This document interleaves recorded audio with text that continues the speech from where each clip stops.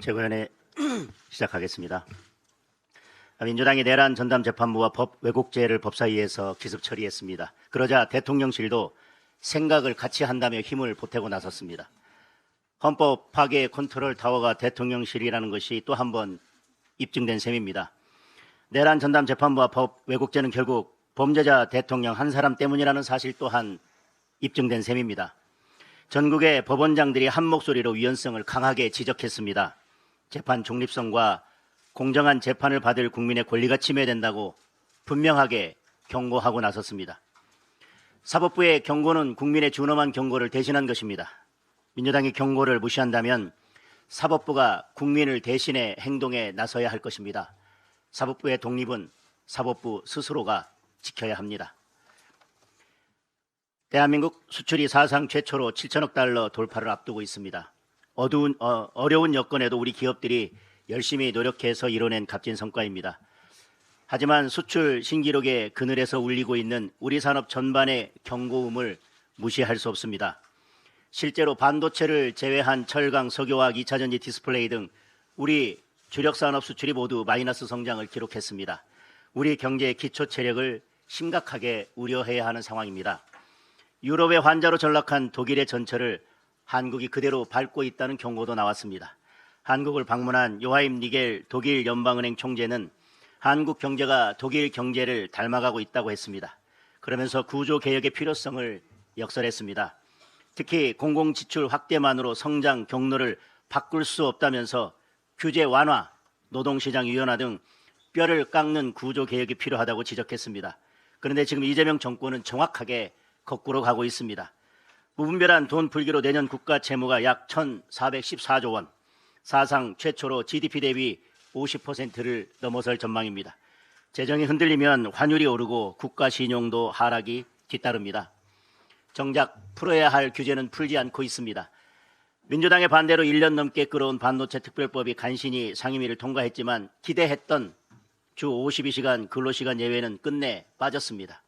민노총이 반대했기 때문입니다. 노란 봉투법과 같이 노동시장 유연성에 역행하는 민노총 하청 법안들은 일사천리로 통과됐습니다. 구조개혁은 국가 생존을 위한 필수 과제입니다. 지금 시작해도 늦습니다.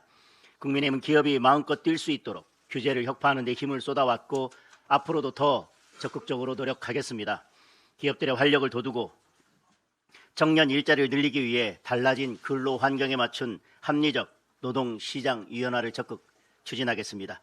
이재명 정권은 재정 팽창과 반기업적 경제정책의 방향을 전환하고 조속히 산업 전반의 구조개혁에 나서기 바랍니다. 어제 강훈식 대통령 비서실장이 국회에 특별감찰관 추천을 공개적으로 요청했습니다. 사실 특별감찰관 임명은 이재명 대통령의 공약이었고 지난 7월에 임명 절차를 밟으라고 직접 지시한 바도 있습니다. 그런데 대통령 지시라면 팥으로 메주를 쏘라 해도 따르던 민주당이 유독 특별감찰관 임명만은 지금껏 뭉개고 있습니다. 대통령은 립서비스를 하고 민주당은 알아서 뭉갠 것이라는 의심을 지울 수가 없습니다. 최근 발생한 후인식이형 현지 누나 사건만 보더라도 특별감찰관 임명을 더 이상 미뤄서는 안 됩니다. 만약 민주당이 계속 특별감찰관 추천을 미룬다면 결국 대통령과 민주당이 짬짬이를 하고 있다고 하는 것이 입증되는 것입니다. 즉각 특별감찰관 추천 절차에 들어갈 것을 민주당에게 강력히 촉구합니다. 이상입니다. 네, 최고위원 김민수입니다. 이재명과 민주당의 특검, 이재명 정권과 민주당의 정치 보복이자 숙청의 도구로 완벽히 전락했습니다. 현재 진행 중인 3특검, 이미 정치 보복용, 숙청용 특검이라는 오명이 붙었습니다. 예외적, 보충적 장치여야 할 특검이 범죄 사실을 특정하지도 못합니다. 의혹 제기만 할 뿐입니다. 수사 범위를 무한정 확대하는 방식으로 변질되었습니다. 이젠 쉰내까지 진동합니다. 우리는 특검의 강압적이고 무도한 수사를 감내해야만 했던 양평 공무원 사망 사건을 기억합니다.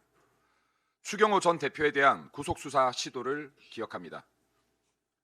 이미 특검의 정치적 중립성은 산산조각났습니다. 지난 3일 이금규 특검보가 민주당 행사에 참석하여 감사장을 수여받았습니다.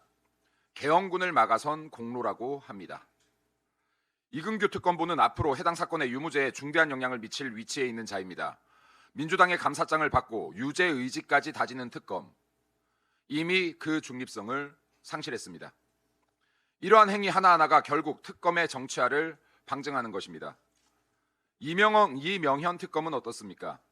임성근 전 해병대 1사단장에게 욕설을 한 타인의 게시물과 김건희 여사 허위 경력 의혹을 무혐의 처분한 검찰을 비난하는 글 등을 다수 공유한 바 있습니다. 이 역시 정치적 중립 의무 위반입니다.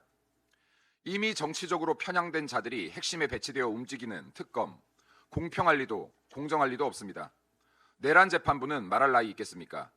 특검을 특검해야 할 판입니다. 특검에 의한 정치보복, 또 이를 넘어 내란 재판부 설치를 밀어붙이는 민주당, 이는 단순한 정쟁이 아닙니다. 법치가 모두 파괴되고 있음을 보여주는 신호탄입니다. 전직 대통령과 현직 정치인이 사유화된 법의 피해자가 되어 보복, 숙청까지 가능한 나라, 더 이상 자유민주주의 국가가 아닙니다. 국민은 언제든 낙엽처럼 쓰러질 피해자가 될 수 있습니다. 정치 보복성 숙청 행위를 멈추지 않는다면 이재명 정권은 국제사회로부터 비난과 압박을 받게 될 것이며 그 수명을 다하지 못할 것입니다. 이재명 재판 속개합시다. 이상입니다.